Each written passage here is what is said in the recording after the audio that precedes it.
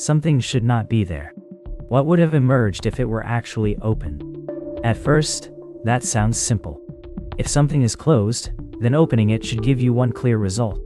That is what we expect. You open it, and whatever was waiting inside finally comes out. Nothing more than that. And for a moment, that feels solid. It feels like the kind of question with edges. The kind that should stay still. But then, something does not sit right. Because once you stay with it a little longer, opening it no longer feels like a clean moment. It starts to feel like something that should have been obvious, and yet somehow is not. As if the thing you expect to emerge is not the only thing pressing against that opening. You can still hold on to the simple version if you want. Most people do. It is easier that way. Easier to believe that once it opened, the answer would have shown itself and stayed there. But it does not stay that still. The more you look at it, the less it feels like a single release. Something else begins to gather around it. Not enough to name. Just enough to make the obvious answer feel a little too clean. So what would have emerged if it were actually opened? The first record makes the event sound simple enough to test.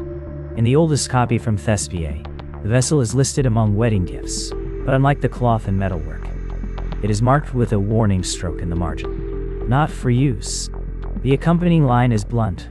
When the lid was lifted, evil came out. Singular. One thing. That would fit the painted wall in the lower chamber at Acrea. A woman beside a vessel.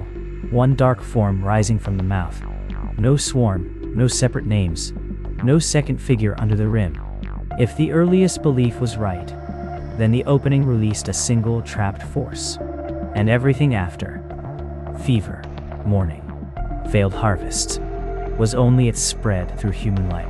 For a moment, the physical evidence seems to cooperate. The chamber jar on the stone table is plain clay, sealed once, not repeatedly. The bronze lid found with it bears only one deformation at the edge, as if levered up a single time and dropped back crooked. No scrape pattern suggests habitual opening. In the village deposit 2 streets away, the lane was abandoned in haste. One house door left open, a cooking pot burned dry, grain still in a scoop. Sudden interruption, not gradual decline. 3 bodies in the same room, covered but not buried. A single release followed by immediate consequences explains that arrangement cleanly. Then the residue report arrives from the lid interior. Not poison, not incense, not any stored grain dust. The trapped film contains mixed organic traces from open air, pollen, soot, insect particulate, caught after the seal was broken, but beneath that is a compact black deposit concentrated at one point on the rim, as though whatever passed through did not diffuse evenly. It touched one sector, not the full circumference. If one force emerged, why does the transfer mark look directional, almost like a body choosing an exit path? The mural from the west annex complicates it further. The dark shape above the vessel is singular at first glance, but under raking light, the pigment separates into layered outlines. One contour is broad and smoke-like.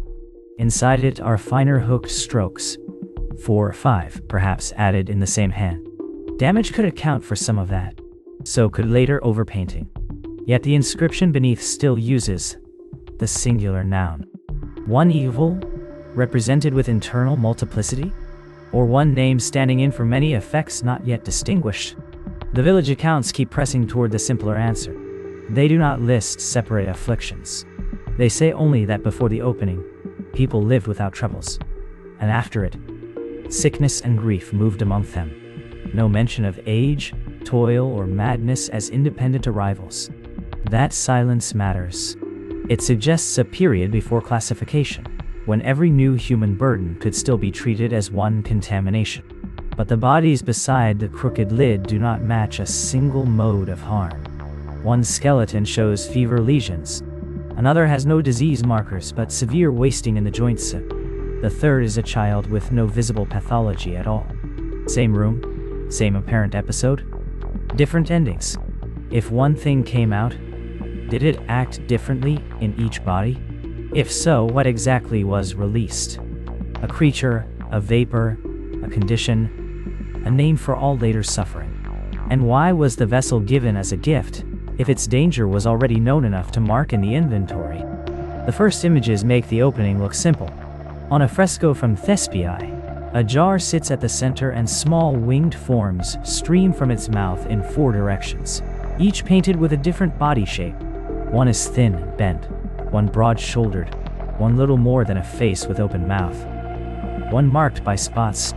If the painter meant only a single curse, he took unusual care to divide it.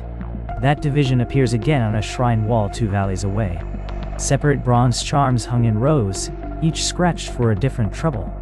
Fever, hunger, madness, age. Not protection from misfortune in general, but from named conditions. That would answer the old question neatly. If the vessel was opened, what emerged was not one thing, it was a swarm. The courtyard scene in the later mosaic seems to confirm it. Around a central vessel are set snakes, flies, wasted faces, and a stooped figure with a staff. The arrangement is not decorative.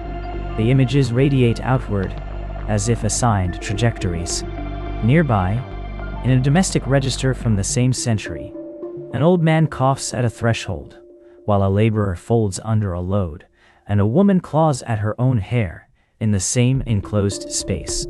Disease, toil, madness. Separate burdens occupying 1 yard at once. For a moment the records align. The jar opens, many afflictions disperse, and later communities answer them one by one. Then the labels begin to drift.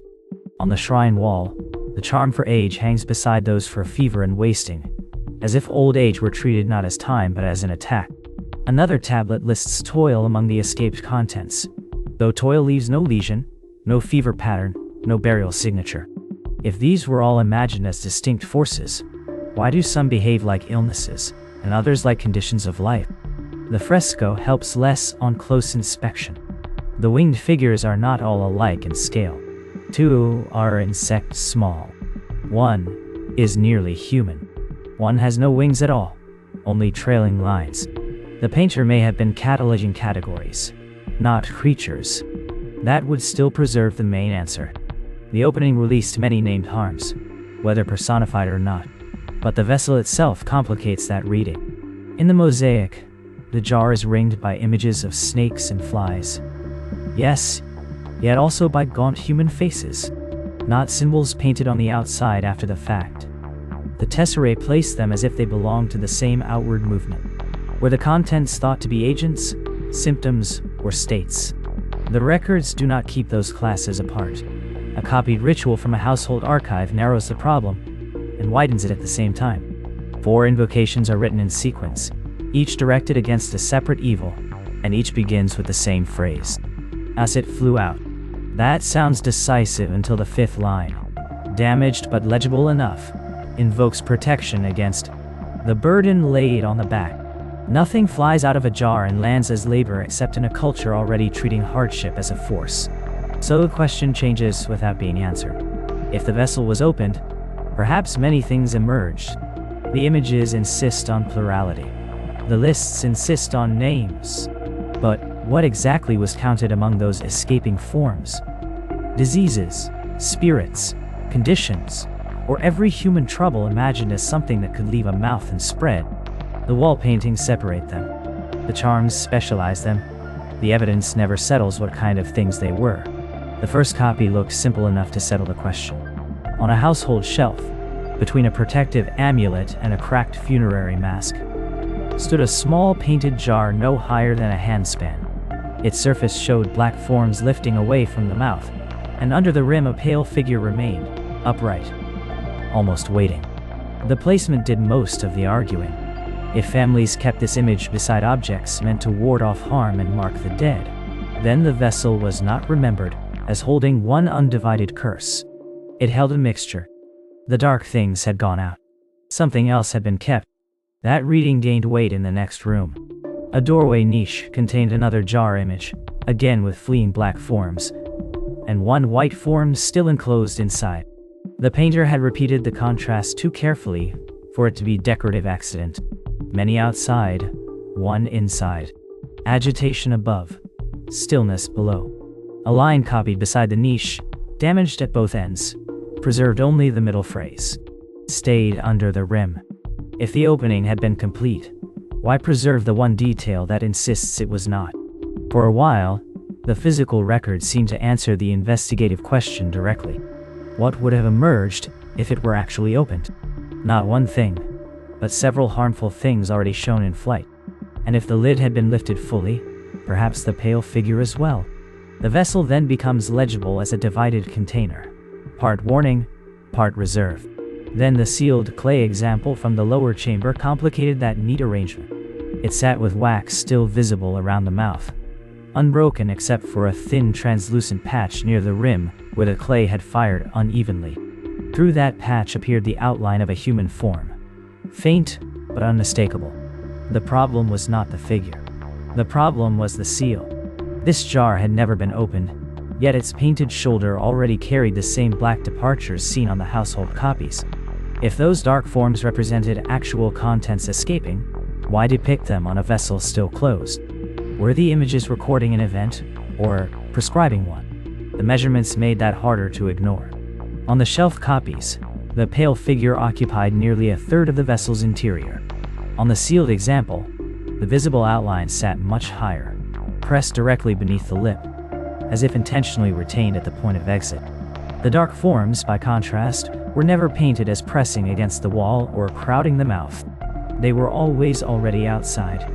That suggested a different practical sequence. The harmful contents may have been understood as the expected release, the very reason the jar was feared. The retained figure was the anomaly worth marking. Not because it was hidden among the others, but because it did not follow them. Yet the doorway copy resists that too. Its white figure is not struggling upward. It is simply enclosed, while the black forms are rendered as if they have fled in haste. If the final content was intentionally kept back, the image fits so. If so, what would have emerged had the opening continued? Relief? Protection? Another force no less dangerous for being pale? The shelf placement answers one way. The funerary mask answers another. And the repeated phrase under the rim survives just long enough to make both readings usable. The first copy looked straightforward enough. On the limestone relief, clawed forms had already crossed the outer border, cut in shallow lines, as if they were meant to be read as movement. Inside the vessel, just under the rim, one face remained. Smooth brow, closed mouth, no fangs, no wings. If the sculptor meant to distinguish the last occupant from the others, the contrast was efficient. Harm outside, composure inside. The old gloss written beneath a later copy seemed to settle the matter. Not all contents escape. That would explain the sayings collected from the same district. Endure, because what would ease you was not given. The wording is practical, not devotional. It does not praise what remained. It assumes absence. If relief stayed in the jar, then the opening did not simply lose suffering. It interrupted a release. The chamber mural from the western wall supports that reading even more bluntly. Black winged forms scatter over an open field, already dispersed beyond recall. The vessel behind them is shut. A bright figure presses upward from within, both hands against the inner curve. There is no ambiguity in the spacing. The dark forms are outside by several body lengths. The bright one is still contained. For a while, that arrangement answers the central question cleanly. If the jar had truly remained open a moment longer, the last thing out would have been whatever countered the rest. Then the lid itself complicates it. In the storeroom inventory there is a bronze cover, attributed to the same sanctuary layer, warped on one side and polished only along a narrow crescent. The wear line is not broad enough for repeated opening. It matches a single violent closure. Edge first, with enough force to bite into clay. More curious is the residue trapped under the lip. Soot, pollen, and a thin mineral bloom found on the outer mouth of the jar, but not in its interior neck. If the bright remainder had been pressing upward at the moment of closure, why is the trap strip so clean? Why does the light shown in the painted version sit beneath the lid, yet leave no abrasion pattern where anything substantial tried to pass? The sick room scene from a later house shrine makes the problem harder to ignore. 3 beds, all occupied. At the corner, a sealed jar stands untouched, painted with no escaping figure at all. The inscription beside it does not ask for release. It asks that what is within stay where it is. That is not the language one uses for a delayed remedy. It is the language used for containment. A second relief, smaller and cruder, repeats the calm face under the rim. But the face is turned inward, not outward. The clawed shapes outside are shown with open mouths and bent limbs, unmistakably active. The enclosed figure does not strain. It does not flee. It simply remains. So the question narrows and sharpens. The free-roaming things are easy to classify because their effects are visible everywhere the images appear. Sick beds, bent laborers, mourners, charms named for separate afflictions. The final presence is known only by being left behind. If the lid had not slammed shut, would relief have emerged into the same world as the others? Or would one more force, calmer, brighter, harder to name, have joined them outside, where nothing in the record agrees on what it would do? At first, the threshold jar looked too large for the story attached to it. The vessel under Halcyon's doorway was not a casket-sized container for a single hidden thing. Its shoulder alone measured nearly a meter across where the courtyard crack exposed it. The stone disc sealing its mouth had been set flush with the paving, then plastered over.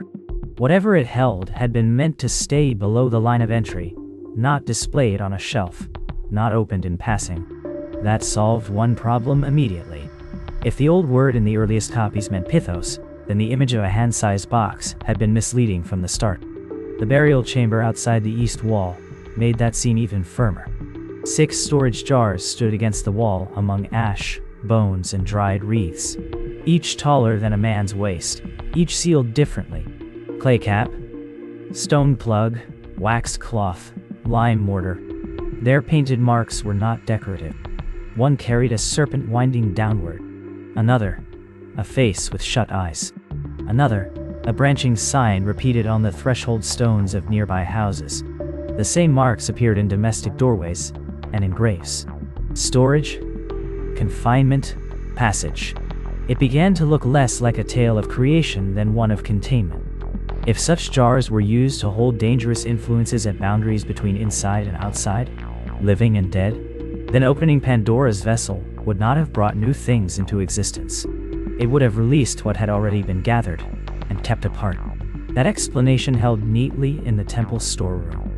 The jars there were arranged by volume, not ceremony, and several bore residue bands on the interior walls. Oil, grain dust, resin smoke. Practical vessels. Sacred use could have grown from ordinary storage.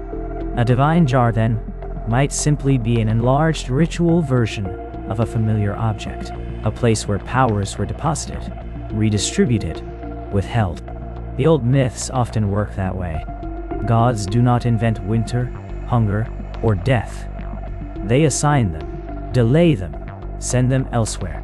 So, what would have emerged if such a jar were opened? Not a first curse, but pre-existing conditions. Disease, decay, grief, released from storage into circulation. Then the threshold examples began to interfere with that comfort. In 3 houses the buried jars sat beneath entrances, but their mouths faced inward. In 2 graves, the sealed jars were placed behind the skulls, not at the chamber doors. If the purpose was simply to block dangerous passage, why orient them toward the protected space? And why were some empty? The emptiness was not clean. One jar from the lower necropolis had no contents, yet a dark mineral film clung to the inner neck only, as if vapor or fine particulate had repeatedly condensed there. Another had scratch marks under the lid, not from tools but from the stone disc grinding microscopically against the rim over years of pressure changes. Sealed storage explains residue. It does not explain pressure. A second inconsistency came from the inscriptions. The inventory tablets from the temple listed grain, oil, incense, and breaths in adjacent columns, all assigned to jars by capacity. Breaths had been translated as perfume before, but the sign recurs in funerary texts besides sleep, fever, and forgetting. Not substances then, at least not in the ordinary sense. Conditions were being counted as if they could be portioned. That would fit the myth better than the simple opening scene ever did. A god-sent vessel could have been a holding place for forces already known, measured, and stored, until reassigned to human life. Yet one detail remains awkwardly physical. The largest pithos at the threshold had been sealed from above, but the plaster around the disc had been renewed 3 times. Something about the mouth required maintenance long after burial. If nothing inside was alive, why preserve the seal so carefully?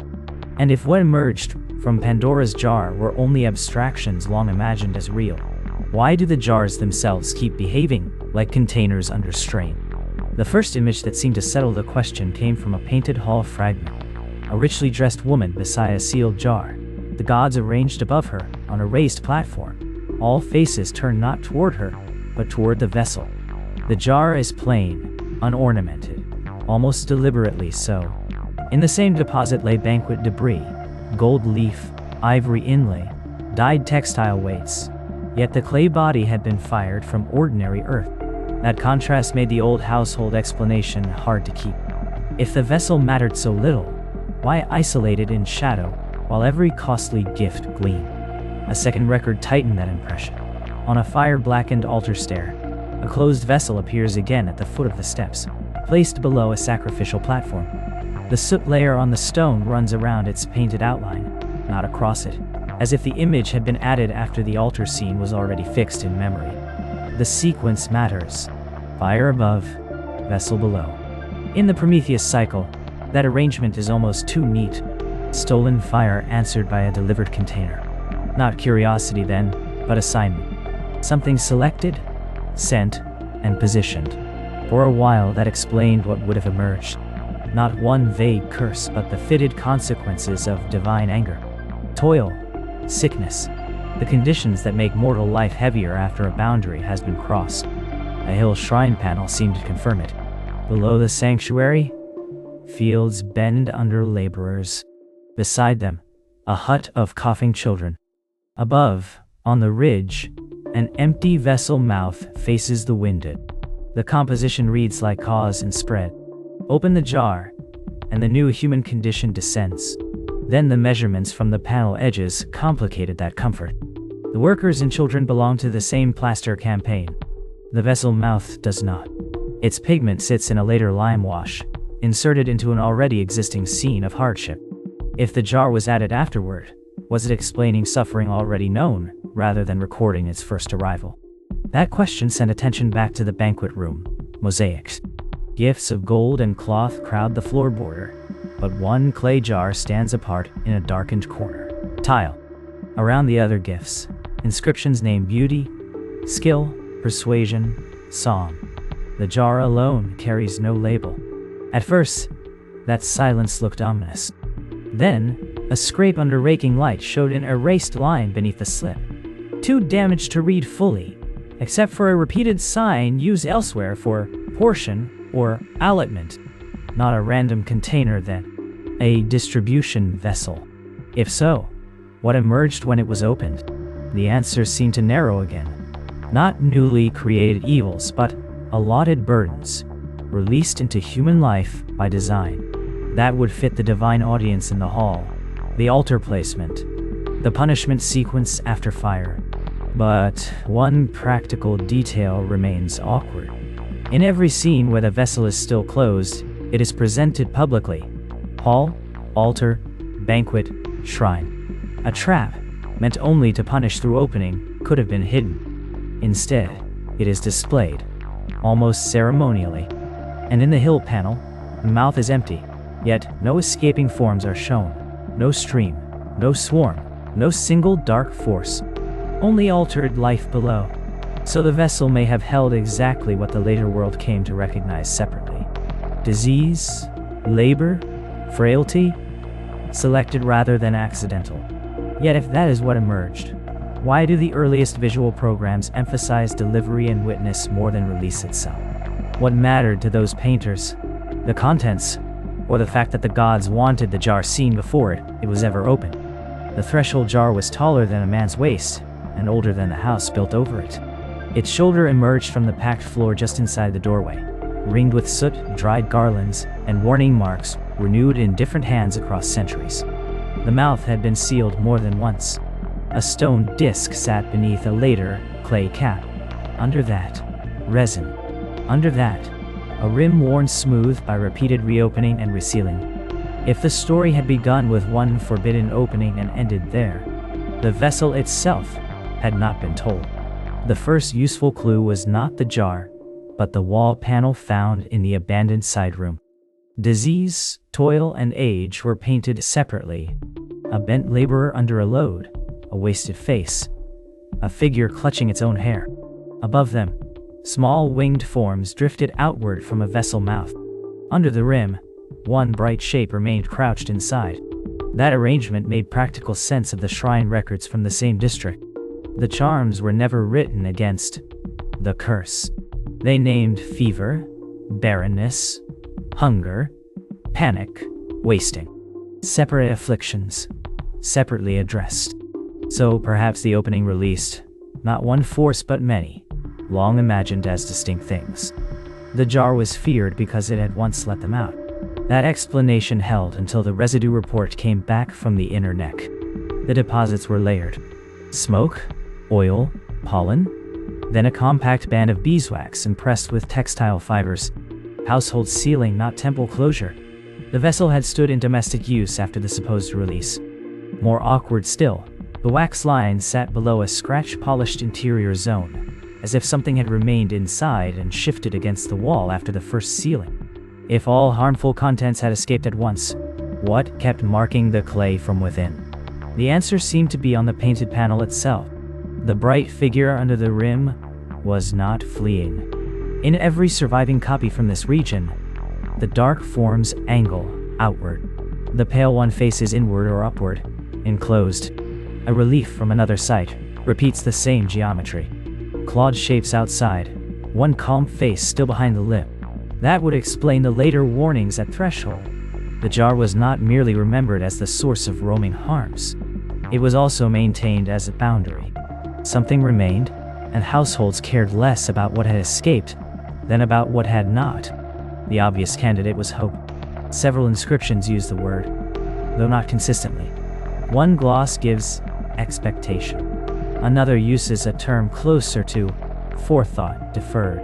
If that last presence was protective, the resealing becomes intelligible. Keep the safeguard near the entrance. Hold it in reserve. Invoke the jar as warning and defense at once. Then the placement starts to trouble that comfort. The oldest examples are not small containers at all, but buried pithoi at thresholds and in burial chambers. The same class of storage jar used in rites, meant to confine influences already believed to exist. The object in the myth may never have been a gift box origin of evil. It may have been a divine storage vessel, a boundary for world forces, death spirits, life powers, conditions waiting distribution. That fits the language better. It also fits the punishment cycle. After stolen fire, mortals receive a woman, a jar, and a changed life marked by toil and sickness. But if the contents were selected, not accidental, why is the final element the only one left uncertain? In the chamber, the lid lay ajar, not shattered. Broken charms littered the floor. Inside the mouth, mineral staining stopped around a small protected patch, as though one enclosed form had shielded the clay from smoke for years. The dark figures in the paintings always disperse.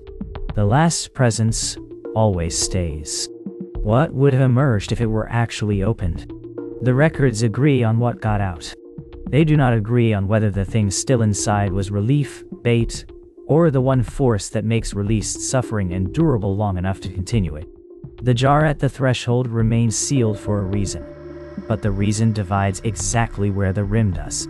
Outside, named afflictions. Inside, one retained remainder no warning formula can describe without changing its value.